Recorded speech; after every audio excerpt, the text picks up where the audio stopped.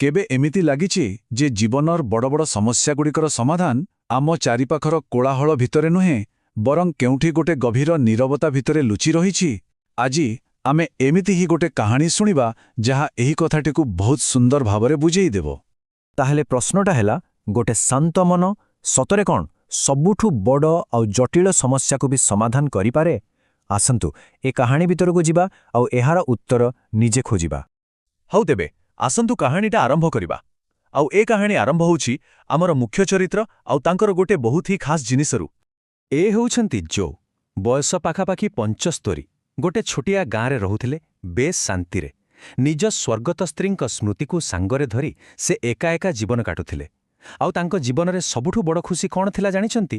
ଯେତେବେଳେ ତାଙ୍କ ନାତି ନାତୁଣୀମାନେ ତାଙ୍କ ପାଖକୁ ଆସୁଥିଲେ। ଆଉ ଆମ କାହାଣୀର ମୂଳ କଥାଟା ଜଡ଼ିତ ଥିଲା ତାଙ୍କର ଗୋଟେ ପୁରୁଣା ଘଣ୍ଟା ସହିତ। ଦେଖନ୍ତୁ, ଜୋଙ୍କ ପାଇଁ ସେଇଟା ଖାଲି ଗୋଟେ ଘଣ୍ଟା ନଥିଲା ନା, ସେଇଟା ଥିଲା ତାଙ୍କ ସ୍ତ୍ରୀଙ୍କର ଶେଷ ସନ୍ତକ, ତାଙ୍କ ଭଲ ପାଇବାର ନିଦର୍ଶନ। ସେଥିପାଇଁ ତ ସେ ଏତେ ଦୁଃଖରେ କହୁଥିଲେ, ଏଇଟା ତ ମୋ ଜେଜେମା ଦେଇଥିଲେ, ମୋତେ ଲାଗୁଛି ସତେ ଯେମିତି ମୋ ହୃଦୟର ଗୋଟେ ଅଂଶ ହିଁ ହଜିଯାଇଛି। କିନ୍ତୁ ହଠାତ୍ କରି ସେ ଶାନ୍ତ ଜୀବନରେ ଗୋଟେ ଝଡ଼ ଆସିଗଲା। ଏମିତି ଗୋଟେ କ୍ଷତି ହେଲା ଯାହା ଜନ୍କୁ ପୂରାପୂରି ଭିତରୁ ଦହଲାଇ ଦେଇଥିଲା। ହେଲା କ'ଣ ନା, ନାତି ନାତୁଣୀମାନେ ଆସିବେ ବୋଲି ଯୋଉ ଖୁସିରେ ଘର ସଜାଡ଼ିବାରେ ଲାଗିପଡ଼ିଥିଲେ। ଆଉ ଏହି କାମ ଭିତରେ ସେ ଏତେ ବ୍ୟସ୍ତ ହୋଇଗଲେ ଯେ କେତେବେଳେ ଯେ ତାଙ୍କର ସେହି ପ୍ରିୟ ଘଣ୍ଟାଟି ହାତରୁ ଖସି କୋଉଠି ପଡ଼ିଗଲା ତାଙ୍କୁ ଜଣା ହିଁ ପଡ଼ିଲାନି। ତା ପରଦିନ ସକାଳେ ଯେମିତି ତାଙ୍କ ନଜର ନିଜ ଖାଲି ହାତ ଉପରେ ପଡ଼ିଲା, ସେ ପୁରା ଚମକି ପଡ଼ିଲେ। ଘଣ୍ଟାଟା ନାହିଁ। ଆଉ ହଠାତ୍ ତାଙ୍କର ମନେ ପଡ଼ିଗଲା ଯେ ଶେଷଥର ପାଇଁ ସେ ଘଣ୍ଟାଟାକୁ ଖଳା ଘରେ ଦେଖିଥିଲେ। ବାସ୍, ଏକଥା ଭାବୁ ଭାବୁ ତାଙ୍କ ଛାତି ଭିତରଟା ପୁରା ଧଡ଼ କରି ଉଠିଲା। ଆଉ ଏହାପରେ ଆରମ୍ଭ ହେଲା ଜୋରସୋରରେ ଖୋଜାଖୋଜି। କିନ୍ତୁ ଏମିତି ଏକ ଖୋଜାଖୋଜି ଯେଉଁଥିରେ ଆଶାଠୁ ଅଧିକ ନିରାଶା ହିଁ ଥିଲା। କାରଣ ଖଳା ଘରଟା କ'ଣ ଆଉ ନାଁକୁ ଘର, କିନ୍ତୁ ଭିତରେ ଖାଲି ଅଳିଆ ଆବର୍ଜନା, ପୁରୁଣା ବହିପତ୍ର ଆଉ ଭଙ୍ଗାରୁଜା ଜିନିଷପତ୍ରର ଗଦା।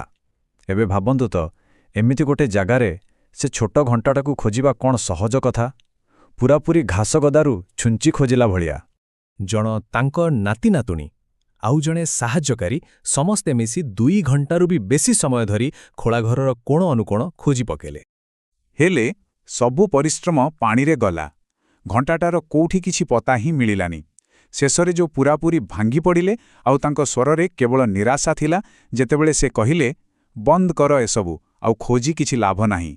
ଯେତେବେଳେ ଏତେ ସବୁ ଖୋଜାଖୋଜି, ଏତେ କୋଳାହଳ ସବୁକିଛି ଫେଲ୍ ହୋଇଗଲା, ଠିକ୍ ସେତିକିବେଳେ କାହାଣୀରେ ଆସିଲା ଗୋଟେ ନୂଆ ମୋଡ଼।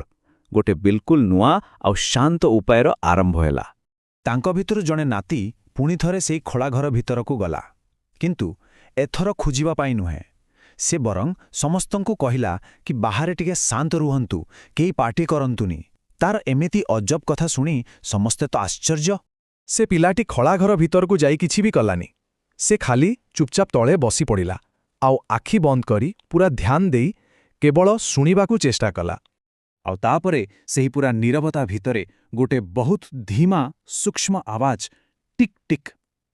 ଘଣ୍ଟାର ସେଇ ଶବ୍ଦଟା ତା କାନରେ ଆସି ବାଜିଲା। ଦେଖିଲେ ତ, ସମାଧାନଟା କୋଳାହଳରେ ନଥିଲା, ଲୁଚି ରହିଥିଲା ସେଇ ନୀରବତା ଭିତରେ। ତେବେ ଏ ଘଟଣାଟା ଖାଲି ଗୋଟେ ହଜିଯାଇଥିବା ଘଣ୍ଟା ମିଳିବାର କାହାଣୀ ନୁହେଁ।